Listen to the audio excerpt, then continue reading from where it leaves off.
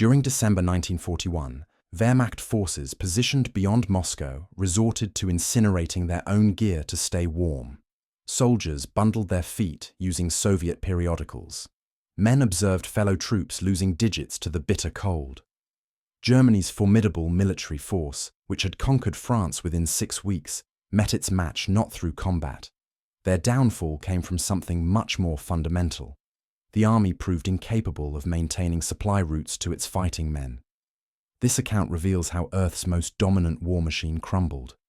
Not through hostile fire, but through damaged rail lines, expiring pack animals, and expanses unprecedented for any European military force to traverse. The image of Germany's mechanized army represents a seductive falsehood. Their publicity materials displayed armored behemoths advancing across the continent.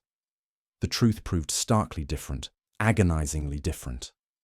Adolf Hitler initiated Operation Barbarossa during June of 1941. Germany's attacking army proved enormous. The majority of Wehrmacht units lacked mechanization.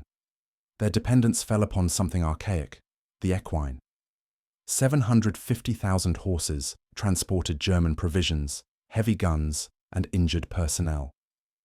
These animals weren't secondary transportation. Horses formed the fundamental structure of the complete invasion. German command understood reality, yet concealed it beneath tales of their achievements. France collapsed within 42 days. Poland surrendered in 35. Norway, Denmark, Belgium, each crumbled effortlessly. Consequently, military leadership assumed Russia would capitulate equally fast. 8 to 10 weeks represented their estimate. Triumph before autumn arrived. General Franz Halder documented in his personal records regarding the expanses. He described them as exceeding anything their forces had encountered. Maps before him displayed Moscow, located 600 miles beyond the frontier. Paris had stood merely 200 miles from Wehrmacht lines. Moscow sat 3 times that span away. Logistics personnel calculated the figures. They could dependably provision forces 300 miles from railroad terminals. Moscow exceeded that range twofold. The Wehrmacht extended along an 1,800-mile battlefront. Envision that expanse. It surpasses the complete Western Front from the First World War. German supply commanders examined these calculations. They perceived approaching calamity. Yet their cautions vanished into administrative storage. Wehrmacht troops entered Russia, accepting their own publicity. They perceived themselves as an irresistible mechanical power. They remained unaware most provisions would arrive via horses. They didn't realize those animals were already perishing. They couldn't foresee the railways behind them would transform into their gravest adversary. Early achievements concealed the expanding catastrophe. Wehrmacht units shattered Soviet frontier fortifications. They seized complete Red Army formations. They progressed 400 miles within 3 weeks. Yet each mile gained extended their provisioning routes more precariously. Every seized municipality required additional guards. Each triumph complicated supplying the subsequent one. Quartermaster General Eduard Wagner attempted raising warnings. He computed the arithmetic of destruction. 3 million personnel required 300,000 tons of provisions each month. Rail infrastructure could transport merely a portion of that amount. Wagner recognized catastrophe in those calculations. His commanders perceived pessimism. They directed him to accomplish it. The devastation commenced instantly. Red Army units demolished everything during withdrawal. Spans detonated, reservoirs toppled, fuel stockpiles ignited. Germans discovered themselves advancing into emptiness of their own creation. Every infrastructure component they required had disappeared. The initial Wehrmacht supply, locomotive reached Soviet trackage 3 days after invasion began. The train halted completely. German rolling stock couldn't operate on Red Army rails. Technicians examined the spacing between the tracks. It measured merely several inches. Those inches would contribute to eliminating 3 million Wehrmacht soldiers. The trackage revealed everything. Soviet lines measured 5 feet across. German lines measured 4 feet 8½ inches. That 4½ inch variance appeared insignificant. It proved massive. It proved disastrous. It proved deadly. Wehrmacht engineers needed to reconstruct every mile of track they intended utilizing. Imagine this. Teams of depleted personnel extracting steel rails using manual implements. They labored while resistance fighters targeted them. They labored while Red Army aircraft attacked them. They could modify 20 kilometers daily. At such pace, arriving at Moscow would consume 6 months. The option proved worse.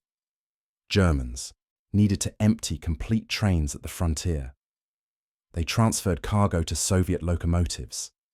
Then Soviet trains malfunctioned because Germans lacked Soviet technicians, or Soviet fuel, or Soviet replacement components. Each transfer location became a restriction. Provisions accumulated, spoiled, vanished. General Franz Halder observed his railway emergency spiral beyond control. He recorded, "The railway circumstances in the Eastern Territories are disastrous. Movement stands immobilized. Provisions aren't arriving at combat zones." His precise German schedules deteriorated into disorder. Locomotives that should require 3 days consumed 2 weeks. Some never reached destinations. The Soviets intensified difficulties. Intentionally, masterfully intensified. They didn't simply demolish tracks. They demolished everything. Engines disappeared toward the interior or lay destroyed in facilities. Reservoirs crucial for steam power were reduced to fragments. Fuel sources were submerged. Maintenance facilities burned. Control stations shattered. Every mile of captured trackage proved worthless without these networks.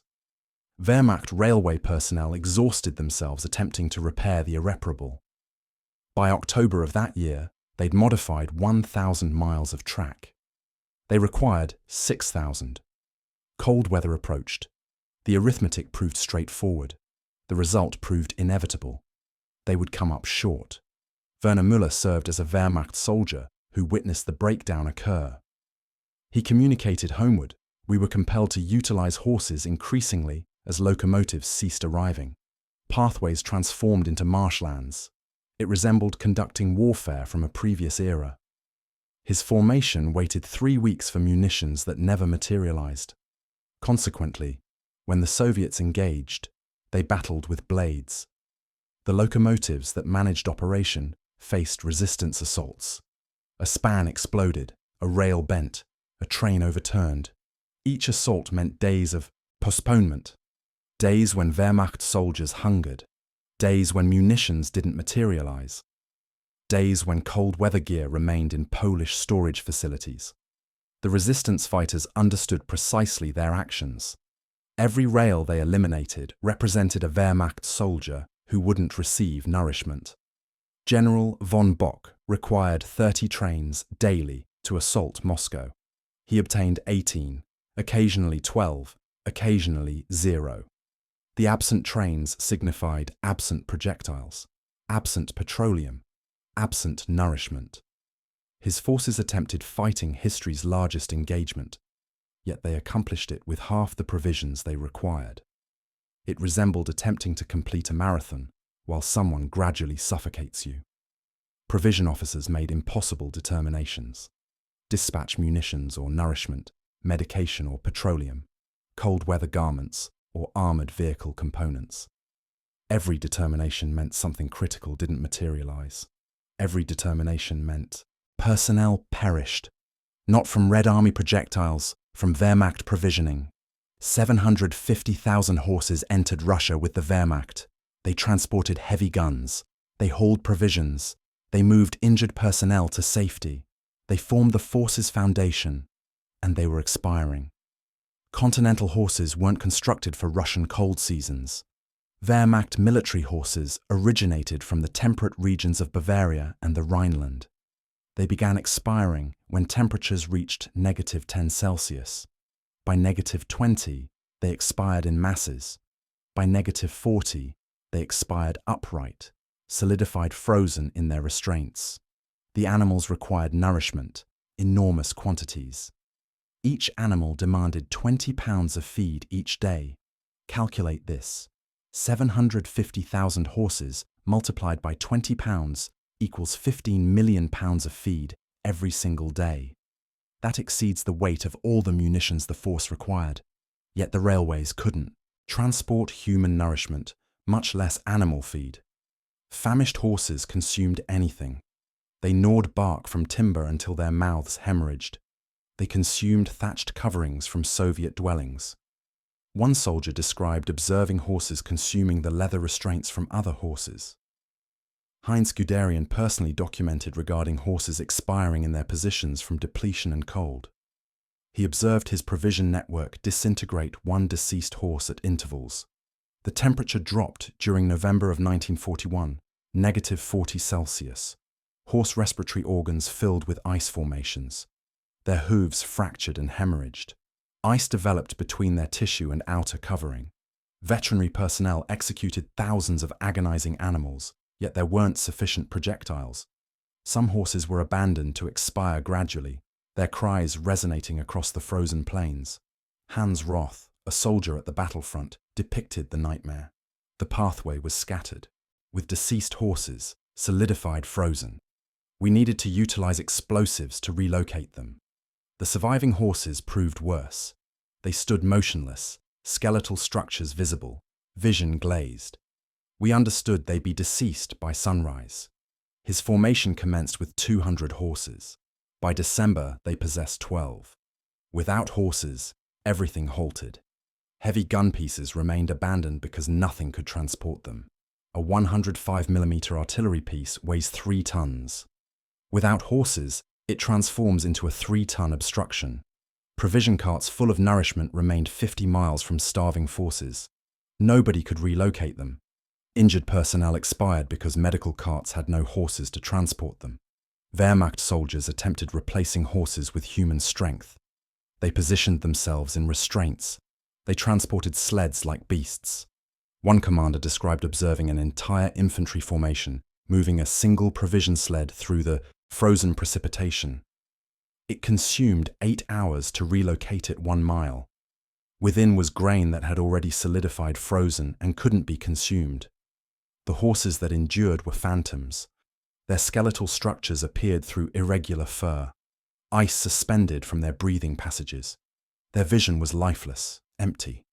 These skeletal beings were intended to provision 3 million personnel across a 1,000-mile battlefront. It proved unfeasible. Everyone comprehended it. Nobody acknowledged it. By December, formations were at half transportation capability, some even reduced. The 267th Infantry Division could relocate only 1/6 of its provisions. The remainder remained inaccessible in storage facilities. Personnel starved while nourishment deteriorated a day's travel distant and froze while cold weather garments remained in horseless carts. The Wehrmacht's rapid warfare decelerated to a crawl. Units that should have progressed 20 miles daily were fortunate to accomplish 2. Frequently, they couldn't relocate whatsoever. Their complete provision network depended on horses, and the horses were deceased. The Wehrmacht High Command disastrously wagered that Russia would collapse before cold weather. No cold weather garments were distributed. Invading during June in warm weather uniforms, soldiers still wore them during December, as temperatures reached -35°C. Assured triumph by fall, their commanders considered cold weather coats unnecessary, a determination that would destroy the Wehrmacht more comprehensively than any Red Army attack. Accounts of soldiers freezing to expiration by the thousands sent Joseph Goebbels into alarm. On Christmas of 1941, he issued a frantic radio request, imploring civilians for contributions. The superior race was diminished to requesting used items. Germans contributed millions of articles. Yet the railway emergency that stranded munitions also stranded the garments. They remained in Polish storage buildings while soldiers froze to expiration at the battlefront. Wilhelm Prüller's journal documented the suffering. The cold proves intolerable. We are freezing like canines. He bundled his feet in paper, inserted straw in his uniform, and appropriated a deceased Soviet's felt footwear. They proved too undersized. His digits turned dark from cold damage and were removed by a medic without pain relief. Prüller regarded himself fortunate.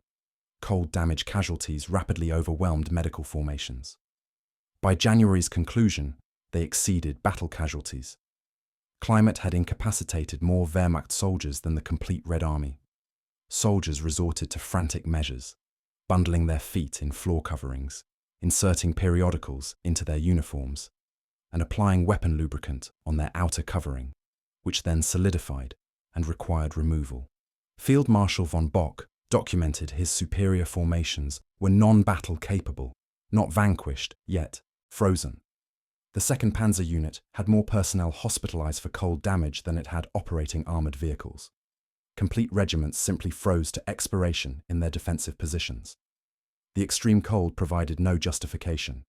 The Red Army confronted the identical cold weather, yet was equipped with felt footwear and sheepskin overgarments. The Germans resembled destitute individuals on a battlefield. Wehrmacht weapons malfunctioned. Automatic weapon lubricant transformed to adhesive, and firearm mechanisms solidified. The technologically advanced Wehrmacht was diminished to battling with digging implements, while Red Army weapons operated flawlessly. Every Wehrmacht benefit evaporated. Heinz Guderian, Germany's armored warfare expert, remained stationary beyond Moscow. His armored vehicles had no petroleum. His tanks had battled 1,000 miles to the municipality's periphery. His personnel could observe the Kremlin's structures, yet their armored vehicles were depleted. Army Group Center required 300,000 gallons of petroleum daily, yet obtained less than 1/3 of that amount, leaving Guderian's tanks to operate on remnants. Subsequently, not whatsoever. The petroleum that did materialize frequently transformed to semi-solid. Teams ignited flames beneath their machines to heat the armored vehicles. Occasionally, the armored vehicles detonated. In his journal, Guderian documented that the attack could not be maintained. It wasn't a question of determination. It proved a mathematical impossibility. Beyond petroleum, everything was malfunctioning. Engines needed to operate every few hours or solidify frozen. An impossible determination with diminishing petroleum. Lubricant transformed to thick substance. Power transfer systems seized and tread mechanisms solidified to the terrain. The metal so fragile it fractured like crystal. With no replacement components, a fractured component meant an abandoned armored vehicle. Of Guderian's 10,000 tanks, fewer than 100 were functional by December. Casualties of cold and expanse, not battle. On December 5th, the Soviets launched counteroffensive with fresh Siberian units. They struck Guderian's frozen forces, overwhelming stationary armored vehicles with ski formations. The superior race's steel beasts were vanquished by personnel on skis. Teams abandoned hundreds of sophisticated tanks, not damaged, simply depleted and frozen. Wehrmacht engineering superiority, seized intact, was rapidly utilized against its originators. Guderian escaped in a command vehicle, his life's achievement frozen behind him. He had been 18 miles from Moscow, an expanse that might equally have been 18,000. His armored vehicles couldn't traverse it, they could only remain motionless, monuments to history's greatest provisioning failure. The assured Wehrmacht of June 1941 was 6 months subsequently frozen, famished, and immobilized. Operation Barbarossa collapsed because of elementary arithmetic. The impossibility of nourishing 3 million personnel across expanses, their network couldn't manage. Every mile into Russia extended provision routes more precariously. The farther they progressed, the reduced they possessed, until they possessed nothing. The Wehrmacht required 6,000 miles of modified railway. They accomplished 1,000. They required petroleum for a 600-mile progression. They possessed petroleum for 300. They required cold-weather garments for 3 million personnel. They possessed 0. These weren't errors. They were mathematical inevitabilities. The sequence of collapse proved absolute. Incorrect spacing tracks meant delayed locomotives. Delayed locomotives meant no horse nourishment. Famishing horses meant abandoned heavy guns. Abandoned heavy guns meant unsupported foot soldiers and armored vehicles. Unsupported formations meant vulnerable targets and additional casualties demanding additional provisions that couldn't materialize. It proved a sealed cycle of vanquishment. The Red Army didn't vanquish the Wehrmacht at Moscow. Mathematics accomplished it. Expanse accomplished it. Cold weather accomplished it. the Wehrmacht vanquished itself. Incapable of relocating a container of petroleum, a sack of grain, or a cold-weather coat. The invasion of Russia wasn't forfeited at Stalingrad or Kursk. It was forfeited the instant the initial Wehrmacht provision locomotive reached Red Army rails and halted 3 days into the operation.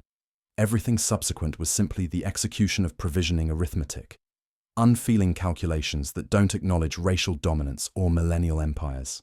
Hitler's Wehrmacht was dominated by railroad tracks several inches excessively broad, by horses unaccustomed to the Soviet cold season, and by provision routes that couldn't traverse a landmass. They were vanquished by the mundane, ordinary, merciless arithmetic of provisioning. In warfare, projectiles eliminate soldiers, yet provisioning eliminates forces.